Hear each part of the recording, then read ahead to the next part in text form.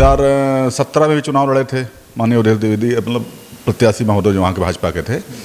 और 2017 में Bharatiya Janata party tsunami थी, उसमें शायद 7-8 हज़ार वोट के अंतर से गड़बड़ा गया उनका। तो लोगों ने ठीकरा फोड़ा कि हम चुनाव न लड़े होते, 20-22 हज़ार वोट न पाए होते तो हो सकता भारतीय जनता पार्टी जीत जाती। मदद हम लोगों ने कर दिया, लेकिन चूंकि 2017 से लेकर 22 तक जिससे हमारे परिवार सब खाते सीज हो गए, मेरे ऊपर कई बार फर्जी मुकदमे लग गए, मेरी ज़मीन सीज हो गई, मकान सीज हो गया मेरा, हमारे छोटे वाले भाई की सीट खोल दी गई।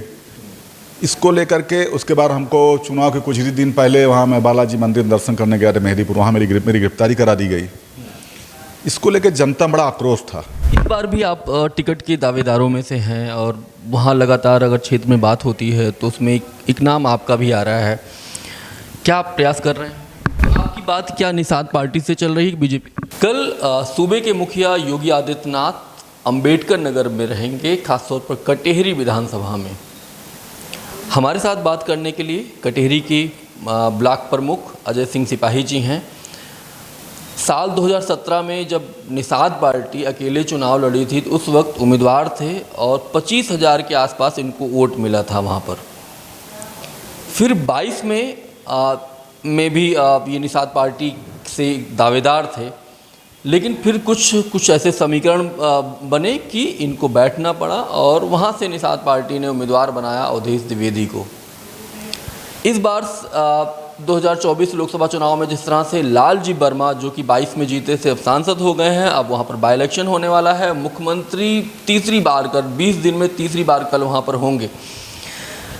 अजय सिंह सिपाही जी से बात करेंगे और ये समझेंगे आखिर ऐसा क्या है कि कटेहरी को लेकर इतना सारा सरकार की तरफ से, मुख्यमंत्री की तरफ से जो सभाएं की जा रही हैं, जो लोकार्पण किए जा रहे हैं, टैबलेट वितरण किया जा रहा है, क्या बीजेपी कामयाब होगी? आपको क्या लग रहा है? हाँ, माननीय मुख्यमंत्री जी इस साथ वहाँ लगे हुए हैं, मेहनत कर रहे हैं। उन्होंने सबको एकदम एक तरीके से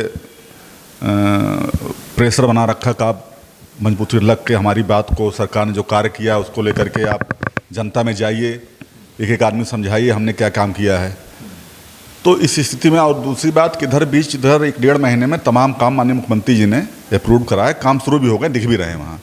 तो जनता को जब काम दिखेगा, जनता ऑटोमेटिक मदद करेगी, भारतीय जनता पार्टी चुनाव जीतेगी। 22 में ऐसा क्या हुआ था? आप दावेदार थे, फिर आपका टिकट कटा और इसके बाद टिकट अवधेश द्विवेदी को मिला।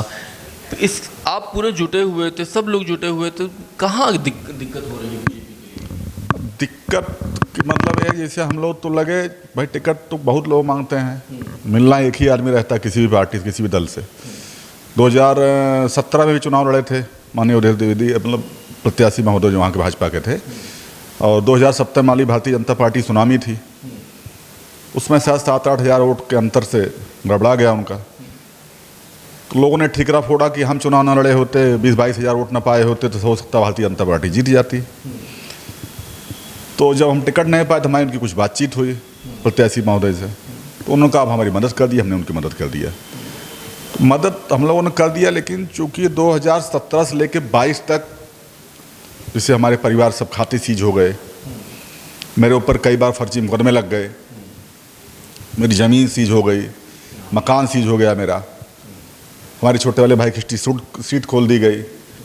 इसको लेकर के उसके बाद हमको चुनाव के कुछ ही दिन पहले वहाँ मैं बालाजी मंदिर दर्शन करने गया था मेहदीपुर, वहाँ मेरी गिरफ्तारी करा दी गई। इसको लेकर जनता बड़ा आक्रोश था। हम लोगों ने मदद तो बहुत की, जी जान से मदद की, लेकिन जिस हिसाब से हम लोग चाहते थे से लगभग हमको लग रहा है कि 20-25 हज़ार वोट तो मूव हुआ भारतीय जनता पार्टी हम लोग मदद से, लेकिन 10-15 हज़ार वोट नाराजगी की वजह से मूव नहीं हो पाया, इसलिए वहाँ बीजेपी हार गए। किससे नाराजगी थी? अब वहाँ आरोप लगा प्रत्याशी जो थे उन्होंने ऐसा करवा दिया, और प्रत्याशी लोग नाराज थे, इसलिए ऐसे भाजपा लोग नाराज नहीं थे हमको लगता है।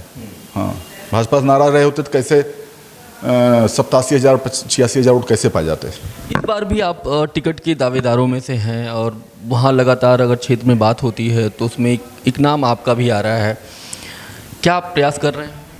हाँ, टिकट हम भी मांग रहे हैं, टिकट हम भी मांग रहे हैं। वहाँ चूँकि समर्थक हम लोग चाहने वाले बहुत हैं, सबकी इच्छा भी है कि भारतीय जनता पार्टी इनको टिकट दे दे। चूँकि वहाँ कटेरी की स्थिति ये है कि वहाँ सही फेस अगर आएगा चुनाव तभी अच्छा होगा। फेस जरा भी अगर जनता के टेस्ट के विपरीत हुआ तो चीज़ें भी बिगड़ सकती हैं वहाँ पर। हाँ, पूरे अंबेडकर नगर में जिस तरह हम लोग देखते हैं कि एक दौर था, मतलब 90 के दशक में अनिल तिवारी बीजेपी से जीते थे। इसके बाद ज़्यादातर वहाँ ओबीसी समाज का थोड़ा सा है, संख्या भी ठीक ठाक है, खासतौर पर कुर्मी है, निषाद है। एक पीडीए कॉन्सेप्ट भी आया है लोकसभा चुनाव में, जिस तरह से अखिलेश यादव ने शानदार जीत हासिल की, ऐतिहासिक जीत हासिल की। आपको लगता है कि ये बरकरार रहेगा, या जिस तरह से सीएम पूरे ताकत झोंके हुए हैं, कुछ उलटफेर हो सकता है बाई इलेक्शन में? उलटफेर तो कुछ भी हो सकता है। जनता जनार्दन होती है, उसका निर्णय सम्मान होता है। माननीय मुख्यमंत्री जी धरातल पर उतर करके, चूँकि 10 जगह चुनाव है, 2 जगह वो प्रभारी हैं, उनकी व्यक्तिगत प्रतिष्ठा भी फंसी हुई है, मेहनत कर रहे हैं पूरे तरीके से। लेकिन अब चूँकि इसमें पब्लिक अंदर एक कॉन्सेप्ट ये भी रहता है कि यार सरकार तो बनी चुकी जिसकी बननी थी, हम इसीलिए टिकट मांग रहे हैं ना कि भाई भारतीय जनता पार्टी हमको टिकट दे दे, हम लोग सारे चक्रव्यूह को तोड़ देंगे, सारे मिथक को तोड़ देंगे। वहाँ जात पात ये सब पीडीओडी कुछ नहीं चल पाएगा। कहाँ बात फंस रही? अब बात चल रही है, अभी तो कोई डिसाइड ही कुछ वहाँ नहीं हो पा रहा। तो अभी क्या बताया जाए भाई, टिकट तो हम लोग मांग रहे हैं ना, बाकी शीर्ष नेतृत्व का काम है आगे टिकट किसको देना किसको नहीं देना, तो उनकी अपनी। आपकी बात क्या निषाद पार्टी से चल रही है, बीजेपी?